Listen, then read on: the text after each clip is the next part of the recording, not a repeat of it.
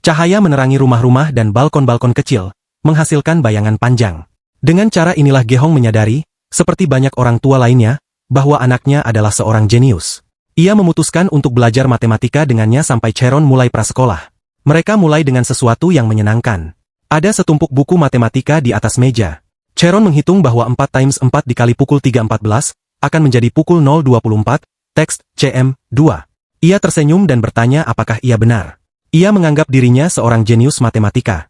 Gehong memegang buku teks prasekolah di tangannya dan tidak dapat mempercayainya. Cheron dapat menghitung bidang lingkaran. Ia baru berusia 6 tahun, tetapi ia telah mempelajari seluruh kurikulum matematika prasekolah hanya dalam 1 bulan. Gehong melihat buku itu dan ada berbagai bentuk geometris dan contoh di halaman-halamannya. Cheron memecahkan tidak hanya masalah biasa, tetapi juga yang paling sulit. Gadis itu memahami semuanya saat bepergian dan memiliki pemahaman yang sangat mendalam tentang teori. Dalam imajinasi ayahnya yang melamun, Cheron berdiri dengan piala besar di tangannya. Ia percaya bahwa dengan keterampilan seperti itu ia bisa memenangkan hadiah filsafat. Ia akan menjadi orang termuda yang menerima gelar ini. Gehong melihat Cheron kecil yang tersenyum dan tidak dapat memahami bagaimana ia memiliki bakat genetik untuk ilmu pasti. Gehong memikirkannya. Ia memiliki tingkat kecerdasan yang sangat biasa dan sejauh yang ia ingat. Begitu juga Yona. Ia pernah membaca bahwa anak-anak jenius dilahirkan terlepas dari keturunan. Itu tampaknya benar. Ketika Gehong mengetahui bahwa Cheron adalah anak ajaib, ia punya masalah lain. Gehong melihat layar untuk mencari sekolah untuk anak-anak berbakat. Ia tidak tahu pendidikan seperti apa yang terbaik untuknya. Gehong duduk di mejanya dan menatap putrinya. Ia telah putus asa sejak ia mengetahui betapa pintarnya Cheron. Ia berpikir bahwa jika Yona bersama mereka bisa memikirkannya bersama. Gehong melihat ponselnya yang mati. Yona telah mengirim uang dan hanya itu. Ia masih tidak bisa menghubunginya. Ia tidak tahu apa yang harus dilakukan jika wanita itu tidak mengangkat telepon. Gehong bersandar di kursinya. Ia memikirkan pilihan yang harus ia buat yang akan mempengaruhi masa depan Cheron. Sangat sulit untuk membuat keputusan sendiri. Cheron sedang berbaring di tempat tidur dengan pensil di tangannya, mengerjakan soal matematika. Gehong berpikir bahwa tahun baru akan segera tiba, jadi mereka akan pergi ke rumah orang tuanya dan ia akan berkonsultasi dengan mereka. Liburan tahun baru telah dimulai. Matahari menyilaukan semua yang ada di sekitar. Orang tua Gehong senang melihat Cheron. Ia sangat merindukan mereka. Ayah Gehong memberitahu mereka bahwa mereka baik-baik saja karena datang dan bertanya apakah mereka terjebak macet. Gehong menjawab dengan malu bahwa tidak terlalu jauh dari Suan. Tidak ada kemacetan lalu lintas dan ia berharap tidak akan ada kemacetan sekarang. Ayahnya datang ke pintu mobil dan menyuruh semua orang untuk masuk karena jaraknya jauh. Ibu Gehong dan Cheron duduk di belakang. Ibu Gehong terkejut sekaligus senang bahwa Cheron tahu bagaimana cara mengencangkan sabuk pengamannya sendiri. Ia memuji gadis itu. Cheron menjawab bahwa ibunya yang mengajarinya untuk mengencangkan sabuk pengaman saat naik mobil. Tiba-tiba, Cheron menatap neneknya dan berkata bahwa ayahnya sedang belajar matematika dengannya. Ibu Gehong terkejut karena masih terlalu dini untuk sains seperti itu. Gehong menoleh ke ibunya dan berkata bahwa Cheron adalah gadis yang cerdas karena ia telah mempelajari seluruh program prasekolah dalam 3 minggu. Ayah Gehong terkejut. Ia tidak percaya bahwa ini mungkin. Cheron tersinggung lagi dan mendengus karena kakeknya juga tidak mempercayainya. Mereka melaju kencang di jalan. Gehong berkata dengan malu bahwa ia tidak akan berbohong kepada orang tuanya. Ayahnya memikirkannya dan berkata bahwa itu berarti cucu perempuan mereka benar-benar sepintar itu. Gehong berkata bahwa ini mengkhawatirkan. Ayahnya tidak memahaminya. Ia pikir lebih baik memiliki anak yang cerdas daripada memiliki anak yang bodoh. Gehong mulai berkata malu bahwa ia harus memberikan Cheron pendidikan yang layak yang akan mengembangkan bakatnya dan ia bertanya apakah orang tuanya punya ide. Ayahnya tidak yakin karena ia tidak pernah harus membesarkan seorang jenius. Gehong tidak dapat menyangkalnya. Ibunya sedikit khawatir dan ia pikir tidak perlu terburu-buru karena ia perlu memberi dirinya waktu untuk memikirkan keputusan yang sulit seperti itu. Gehong dengan malu setuju. Gedung-gedung besar menjulang di atas mobil mereka. Gehong berpikir bahwa ini adalah masalah karena ia tidak punya siapapun untuk berdiskusi tentang masalah itu. Jika saja ia bisa menghubungi Yona. Suara-suara yang berbeda terdengar di rumah tempat mereka tiba. Semua orang akhirnya melihat putri Gehong yang sangat ia bicarakan. Beberapa orang berdiri di samping Cheron dan mengagumi kecantikannya. Gadis itu tersenyum dan memperkenalkan dirinya dengan mengatakan namanya adalah Kim Cheron. Seorang wanita menoleh ke Gehong dan bertanya kepadanya sambil tersenyum apakah ia yakin bahwa Cheron adalah putrinya karena itu bukan celana jeans. Wanita itu adalah sepupu Gehong. Gehong malu untuk bertanya apakah ia berbicara kepada sepupunya tentang anak-anaknya dengan cara ini dan mengatakan bahwa Cheron memang putrinya. Tiba-tiba mereka melihat sekeliling karena seorang anak laki-laki sedang berbicara dengan Gehong. Ia terkejut bahwa Gehong masih belum bisa menghubungi ibu Cheron dan mengatakan bahwa ia seperti anak desa dan mungkin akan lebih baik untuk menghubungi detektif swasta. Nama pria itu adalah Gan. Gan menatap Gehong dengan mengancam dan bertanya apa maksudnya. Gan bertanya kepadanya dengan nada mengancam yang sama apakah pernah terlintas dalam pikiran Gehong bahwa sesuatu mungkin telah terjadi pada ibu gadis itu. Hari mulai gelap di luar. Gehong berkata ia akan memikirkannya. Gehong marah karena ketika seseorang menghilang, berlalunya waktu menjadi sangat cepat. Gan berpaling darinya. Gehong tidak tahu harus berbuat apa. Ia berpikir untuk memanggilnya orang udik dan bertanya-tanya apakah ia terlihat bodoh. Gehong pergi keluar. Hari sudah gelap. Ia berpikir bahwa di sisi lain, Gan benar dan ia harus bertanya pada Cheron tentang ibunya. Tiba-tiba gadis kecil itu melihat keluar dan bertanya dengan heran apa yang ayahnya lakukan di sini. Gehong berteriak dan bertanya mengapa ia keluar karena dingin. Ia berlari ke arahnya dan memeluknya. Gadis itu keluar untuk menghangatkan ayahnya karena Cheron tidak pernah kedinginan. Gehong tersentuh bahwa Cheron merawatnya. Putrinya adalah gadis yang baik. Ia bertanya-tanya apakah ia adalah alasan ia tidak bisa mengungkapkan kebaikannya. Ia menarik Cheron menjauh darinya dan bertanya apakah ia merindukan ibunya. Gadis itu mengempis. Ia memikirkannya sejenak, tersenyum dan menjawab bahwa ia merindukan ibunya. Gehong memikirkannya. Ia telah menyimpan semuanya untuk dirinya sendiri selama ini, dan ia memutuskan untuk membicarakannya dengannya ketika mereka kembali. Tiba-tiba, teleponnya berdering di sakunya. Gehong bertanya-tanya siapa yang menelepon di hari liburnya. Ia melihat layar dan membeku, itu Yona yang meneleponnya. Gehong menempelkan telepon ke telinganya sedikit takut. Ia bertanya apakah benar Yona yang meneleponnya. Wanita itu menjawab bahwa itu dia. Siapa lagi yang bisa meneleponnya dari nomor ini? Gehong mulai berteriak padanya karena ia terus tidak menjawab telepon. Cheron berdiri di belakangnya ketakutan. Ia menoleh ke ayahnya. Gehong hanya menatapnya dan terus berbicara dengan Yona. Ia marah. Ia bertanya di mana ia dan mengapa ia tidak menjawab teleponnya. Yona menjawab bahwa ia sangat jauh. Ada salju tebal yang turun di mana wanita itu berada. Ia tidak bisa mengatakan di mana ia berada. Gehong mulai curiga bahwa Yona punya hutang dan sekarang bersembunyi. Wanita itu menyangkalnya karena ia telah mengiriminya tunjangan dan sejumlah besar uang. Lalu Gehong bertanya padanya apakah ia merindukan Cheron. Yona tetap diam, tetapi setelah beberapa detik ia menjawab tentu saja ia merindukannya. Ia juga memberitahu Gehong yang khawatir bahwa ia merindukannya karena ia sangat mencintai mereka berdua. Setelah kata-kata itu, Gehong mendapat jawaban atas pertanyaan yang telah menyiksanya sejak Cheron muncul. Ia mulai mengingat semua momen indah bersamanya dan menyadari bahwa ia telah menerima Cheron sebagai putrinya, karena ia masih memiliki perasaan untuk Yona meskipun mereka sudah lama tidak bertemu. Ia marah pada wanita itu karena tiba-tiba menghilang ketika semuanya berjalan baik, dan sekarang ia mengatakan ia mencintainya setelah 7 tahun absen. Gehong yang khawatir mengatakan ia punya pertanyaan penting untuk Yona. Ia menatap Cheron yang terkejut. Ia tidak ingin bertanya, tetapi jika tidak, ia tidak akan mengerti. Gehong bertanya apakah Yona telah meninggalkan Cheron untuk pria lain. Wanita itu mulai berkata dengan marah bahwa Gehong tidak waras. Wanita itu dapat melihat lautan biru besar di depannya dan rambutnya tertutup salju. Ia berkata bahwa hanya ada dia dan Cheron dalam hidupnya dan ia tidak akan pernah meninggalkan mereka. Ia mulai mengatakan bahwa jika Gehong mengatakan sesuatu seperti itu lagi, bahkan bercanda, ia akan melakukan hal-hal buruk padanya. Gehong malu dan meminta maaf. Yona menoleh ke Gehong yang khawatir lagi. Rambutnya berkibar tertiup angin musim dingin. Ia berkata bahwa ia mencintainya dan putrinya dan memintanya untuk mempercayainya dan menunggu sedikit lebih lama lagi. Yona berbicara kepada Gehong yang putus asa, angin musim dingin meniup rambutnya saat ia mengungkapkan cintanya kepadanya dan putri mereka. Ia memintanya untuk mempercayainya dan menunggu sedikit lebih lama. Ia akan bisa menjelaskan semuanya kepadanya. Yona tidak yakin, tetapi ia berjanji untuk menceritakan semuanya tepat waktu. Ia meminta Gehong untuk mempercayainya dan menunggunya. Gehong menghela napas dan meminta Yona untuk berjanji ia melakukannya. Jadi, Gehong ingat apa yang Yona katakan tentang Cheron yang sangat pintar. Ia senang mendengar itu. Gehong berkata ia tidak berpikir itu hanya karena ia adalah putri mereka. Ia pikir Cheron adalah anak ajaib. Gehong bertanya kepada Yona apa pendapatnya tentang mengirimnya ke sekolah untuk anak-anak berbakat. Wanita itu menjawab bahwa Gehong dapat mengirimnya ke sana jika ia mau dan meminta Gehong untuk mengingat bahwa tidak ada yang akan berhasil jika itu bukan keinginan Cheron sendiri.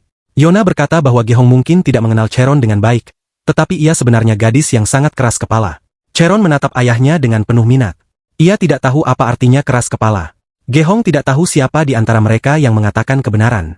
Ia mengatakan kepada Yona bahwa ia akan melakukan apapun yang ia bisa untuk Cheron, tetapi ia tidak bisa berada di rumah sepanjang waktu. Ia akan segera menemukan pekerjaan. Gehong mengatakan kepada Yona bahwa ia membutuhkannya di sini. Wanita itu menjawab bahwa ia akan mengirim uang agar Gehong dapat menyewa seorang perawat untuk menyemangati Gehong. Gehong tidak mengerti kata-katanya. Yona mengulangi bahwa Gehong harus menyewa seorang guru privat untuknya karena Cheron perlu belajar. Gehong mulai marah dan Yona bertanya kepadanya berapa banyak uang yang ia butuhkan untuk itu. Gehong marah, memberitahu wanita itu bahwa mereka berbicara tentang masa depan Cheron dan bahwa solusi sementara tidak tepat. Yona menjawab bahwa ia tidak bisa datang karena ia sudah memberitahunya. Gehong tidak membiarkannya menyelesaikan. Ia tahu ia berada dalam semacam situasi terkutuk. Cheron ketakutan. Gehong terus mengatakan bahwa ia akan membesarkan anak itu sendirian dan Yona harus menjelaskan semuanya kepada putrinya nanti. Wanita itu ingin mengatakan bahwa ia tidak bersungguh-sungguh, tetapi Gehong menutup telepon. Gehong putus asa. Ia tidak ingin menutup telepon dan berpikir ia harus meneleponnya kembali. Tiba-tiba, Cheron bertanya tentang pertengkaran itu. Gehong menoleh padanya. Ia dengan malu berjalan ke gadis itu dan bertanya apakah ia pikir itu karena ia ketakutan. Ayahnya berteriak dan kemudian meminta maaf. Cheron memintanya untuk tidak bertengkar dengan ibunya. Gehong yang putus asa menyadari bahwa ia telah menunjukkan sisi buruknya pada Cheron dan menyadari bahwa ia tidak bisa membuat adegan seperti itu di depannya lagi. Gehong berkata bahwa gadis itu mungkin kedinginan dan membawanya masuk. Berjanji bahwa ayahnya akan segera kembali. Gehong mengangkat telepon lagi dan menekan nomor Yona. Ia ingin meminta maaf padanya. Ia diberitahu bahwa penelepon tidak dapat menerima panggilannya. Ia terkejut. Ia tidak percaya bahwa Yona bisa memblokirnya begitu tiba-tiba dan memutuskan untuk menelepon lagi. Ia tersenyum sambil menunggu untuk mendengar kabar darinya. Tetapi penelepon itu lagi mengatakan bahwa penelepon tidak dapat menerima panggilannya. Kata-kata ini terlintas di kepalanya. Gehong hampir menangis ketika ia menyadari bahwa Yona telah memblokirnya. Ia mengulangi kalimat yang sama lagi. Ia memarahi dirinya sendiri karena bagaimana ia bisa mengakhiri satu-satunya panggilan yang pernah ia miliki seperti itu. Jika saja ia tahu bahwa ia tidak akan bisa menghubunginya lagi, ia akan mengatakan padanya bahwa ia juga mencintainya. Tiba-tiba matanya membulat karena terkejut. Ia melihat layar ponselnya. Yona telah mengiriminya pesan. Ia minta maaf karena memberi kesan bahwa ia menganggap enteng situasi ini, tetapi sebenarnya ia telah memikirkannya. Ia menambahkan bahwa ia ingin lebih sering menelepon mereka dan berbicara dengan Cheron, tetapi itu agak sulit baginya. Ia meminta Gehong untuk menulis kepadanya dan ia akan membalas kapan saja. Gehong menulis untuk menanyakan apakah ia mengatakan yang sebenarnya. Yona menjawab bahwa tentu saja itu benar. Ia akan mengirim uang untuk kebutuhan mereka dan jika Gehong tidak dapat menemukan guru privat untuk Cheron, ia setidaknya bisa membelikannya beberapa buku. Gehong memikirkannya. Ia benar-benar ingin mempekerjakan guru privat, tetapi itu banyak uang setiap bulan. Ia tidak mengerti dari mana Yona akan mendapatkan uang sebanyak itu. Sejauh yang ia ingat, wanita itu tidak memiliki keluarga biasa yang kaya. Ia mulai curiga bahwa Yona telah mulai melakukan sesuatu yang ilegal. Ia memutuskan untuk bertanya padanya tentang hal itu dan menulis pesan padanya. Yona tidak mengerti apa yang Gehong bicarakan. Ia mengingatkannya bahwa ia berasal dari keluarga kaya dan bahwa keluarganya memberinya uang. Jadi ia tidak perlu khawatir. Gehong mengira bahwa keluarganya memberinya sebanyak gaji bulanannya, yang merupakan banyak uang. Gehong pikir ini mencurigakan. Ia memutuskan untuk bertanya pada Cheron besok di mana ia tinggal karena anak-anak tidak akan berbohong. Di pagi hari, matahari mengintip melalui awan putih yang menutupi langit. Sinar matahari menuju ke atap gedung-gedung. Cheron dengan senang hati memberitahu Gehong bahwa rumah ibunya sangat besar. Ia berkata bahwa ketika ia masih kecil, ia kadang-kadang tersesat di dalamnya, tetapi pamannya akan selalu menemukannya. Gehong memegang kotak di tangannya dan mengagumi ceritanya. Ia membayangkan sebuah kastil besar dan seorang pria dengan kacamata berlensa tunggal. Kedengarannya luar biasa, bahkan jika seseorang memenangkan lotre, tidak mungkin untuk hidup dalam kemewahan seperti itu. Gehong bertanya-tanya siapa orang tua Yona. Ibu Gehong datang kepada mereka dan bertanya apakah sesuatu telah terjadi pada Yona, karena ia telah mendengar bahwa mereka telah berbicara tentangnya dengan orang tuanya kemarin. Gehong tersenyum dan menjawab bahwa ibunya tidak perlu khawatir, bahwa Yona telah meneleponnya dan mengatakan bahwa ia baik-baik saja. Kemudian ibunya bertanya apakah ia akan memberitahunya sesuatu dan Gehong tersenyum dan berkata tidak karena ia memiliki masalah keluarga yang penting. Gehong tidak bisa menghilangkan pikiran dari kepalanya bahwa jika keluarga Yona sangat kaya sehingga mereka tinggal di kastil, maka ada kemungkinan mereka berperang memperebutkan warisan. Itu adalah satu-satunya pemikiran yang logis. Cheron memberitahu ayahnya bahwa ia telah melihat banyak bintang di langit pada malam hari, dan bahwa ia makan malam yang sangat lezat kemarin. Ia menyukainya. Ia meminta ayahnya untuk lebih sering datang ke sini. Gehong menepuk kepala Cheron dan berkata bahwa mereka pasti akan kembali. Ia melihat kegembiraan Cheron dan memutuskan untuk mengajarinya sendiri untuk sementara waktu. Semua orang pulang dengan mobil. Gehong tidak terburu-buru. Ia memiliki liburan panjang dan kesempatan untuk bersama Cheron. Seminggu telah berlalu sejak tahun baru. Gehong mulai melihat dengan buruk dengan kacamatanya. Jadi ia pergi ke dokter mata lagi dan apa yang ia dengar mengejutkannya. Dokter wanita itu malu. Ia membetulkan kacamatanya dan berkata bahwa sekarang Gehong memiliki penglihatan +1 di kedua matanya. Gehong tercengang. Ia tidak mengerti bagaimana ini bisa terjadi. Wanita itu memegang tangannya dan memintanya untuk mempelajari kasusnya dan menulis disertasi. Ia tidak bisa melewatkan kesempatan ini. Gehong setuju tentu saja, tetapi ia tidak mengerti apakah ia perlu memakai kacamata atau tidak. Dokter itu melihatnya dengan terkejut. Ia berkata itu jelas Gehong tidak lagi membutuhkan kacamata atau layanan mereka. Gehong tidak tahu harus berkata apa. Ia tidak mengerti bagaimana ini mungkin. Ia diliputi kegembiraan dan gemetar di kursinya. Setelah 15 tahun memakai kacamata sepanjang waktu, ini adalah kebahagiaan sejati. Cuaca di luar cerah seperti biasa. Gehong berjalan di sepanjang trotoar. Ia bertanya-tanya bagaimana ini mungkin. Lalu ia berhenti. Gehong berpikir bahwa ia tidak pernah melihat dengan jelas tanpa kacamatanya. Ia melihat bayangannya di jendela. Ia berpikir bahwa teman-temannya akan sangat terkejut dan kemungkinan besar berpikir bahwa ia telah melakukan koreksi laser. Sekarang ia bisa melihat, ia terlihat cukup bagus tanpa kacamatanya. Gehong mengagumi dirinya sendiri pada pandangan aneh orang yang lewat. Tiba-tiba, Gehong ketakutan. Ia tiba-tiba menerima panggilan telepon dari Jiangsu. Jiangsu bertanya mengapa Gehong begitu sulit dihubungi dan ia khawatir Gehong telah menabrak kipas angin. Gehong bertanya mengapa Jiangsu, setelah mereka tidak berbicara selama sebulan, bertanya apakah ia masih hidup.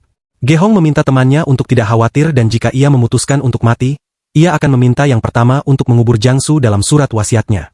Jiangsu tidak bisa mengerti di mana Gehong selama ini dan ia mulai berpikir bahwa ia sedang mengalami masalah keluarga. Gehong tidak bisa mengatakan bahwa semuanya baik-baik saja. Ia memutuskan untuk mengajar Cheron di rumah. Jiangsu memikirkannya. Ia bertanya apakah Gehong berencana untuk menikah.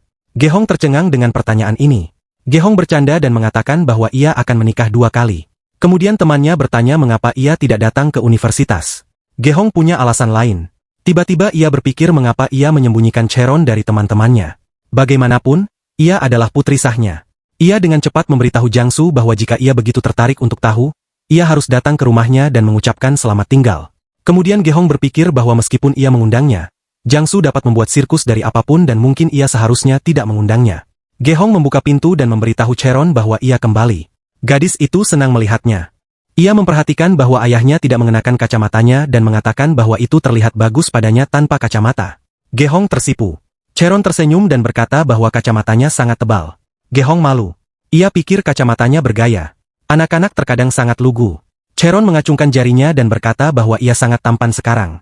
Ia memeluk ayahnya dan memintanya untuk tidak memakai kacamata lagi. Gehong tersenyum dan berkata bahwa ia akan pergi tanpa kacamata sekarang.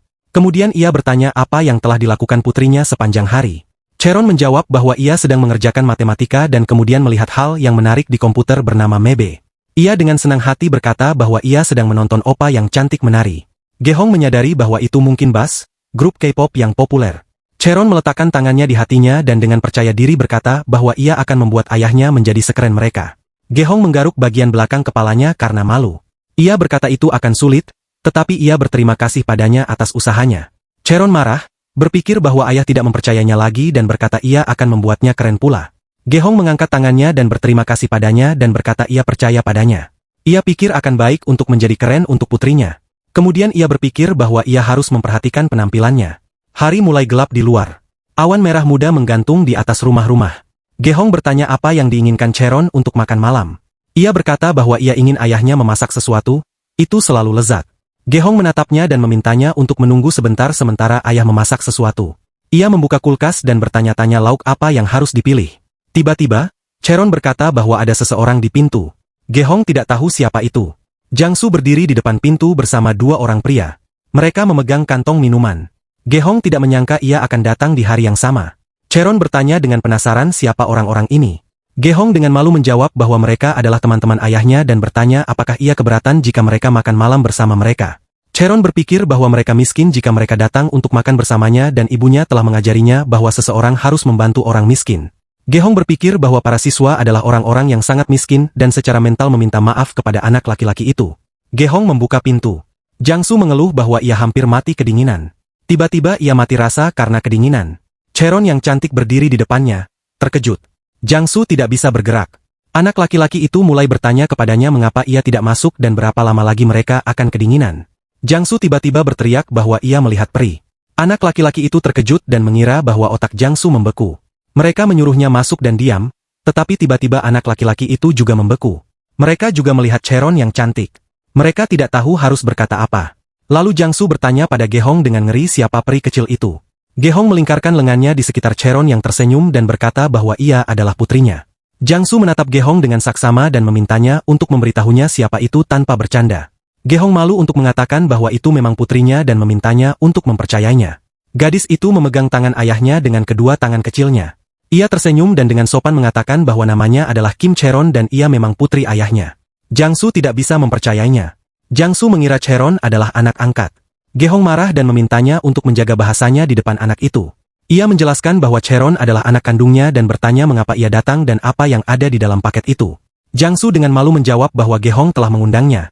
Jadi ia datang. Ia khawatir ia ada di sini dan berpikir mereka bisa minum. Gehong berkata bahwa mereka tidak akan minum di depan anak itu. Jiang Su menggaruk bagian belakang kepalanya karena malu dan berkata bahwa ia tidak tahu tentang itu. Ia berkata bahwa 2 bulan yang lalu Gehong tinggal sendirian dan bertanya bagaimana ia bisa punya anak dalam 2 bulan. Gehong menjawab bahwa tidak ada gunanya berbicara dengan mereka dan memutuskan untuk menunjukkan dokumen itu. Ia menyerahkan tes paternitas kepada Jiang Su dan menyuruh mereka membacanya. Mereka terkejut, itu benar-benar benar.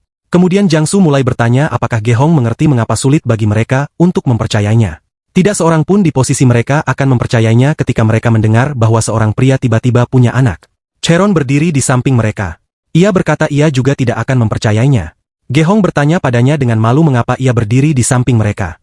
Kemudian Gehong berkata bahwa itu salahnya karena tidak menjelaskan semuanya kepada mereka sejak awal. Ia mengundang para pria untuk masuk dan berkata ia akan menjelaskan semuanya saat makan malam. Para pria itu sedang duduk di apartemen Gehong. Mereka terkejut bahwa ia tidak melihat ibu Cheron selama 7 tahun. Jiang Su berkata bahwa gadis itu sangat cantik dan ibunya mungkin juga cantik. Kemudian ia bertanya apakah mereka punya foto.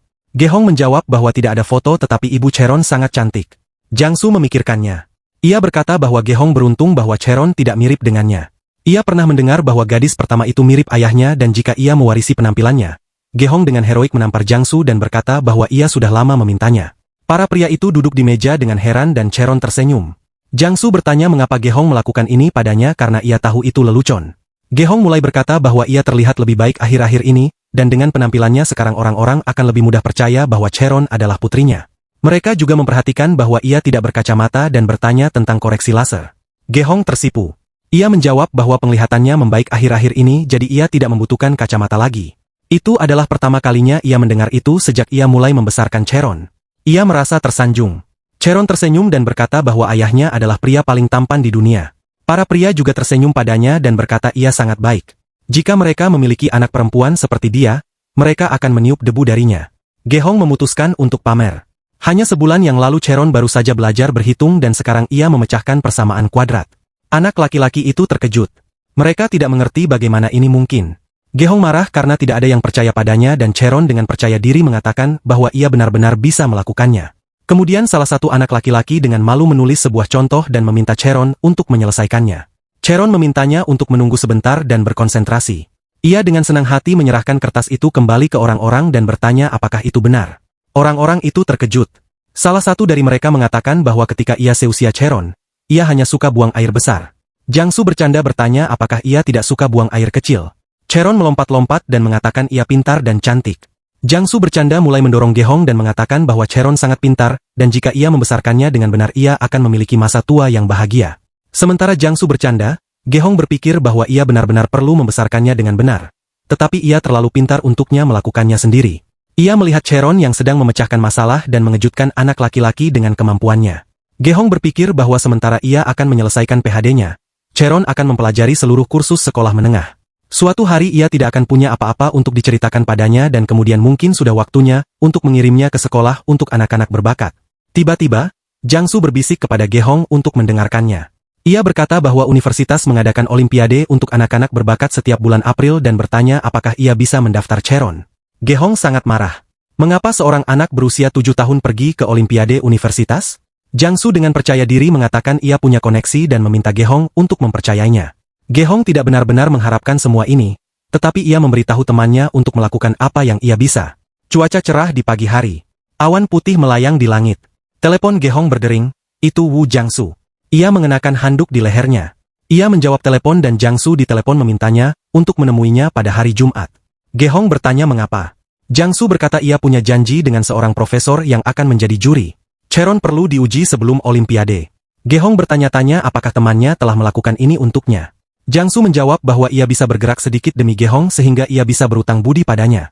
Profesor ingin melihat kemampuan Cheron secara langsung. Gehong setuju karena ia tidak punya rencana pada hari Jumat. Jiangsu berkata ia akan meneruskan persetujuannya. Gehong sedikit khawatir. Cheron memang jenius tentu saja, tetapi ia sedikit khawatir bahwa ia akan menghadapi ujian yang sebenarnya. Bagaimana jika ia melebih-lebihkan kemampuannya?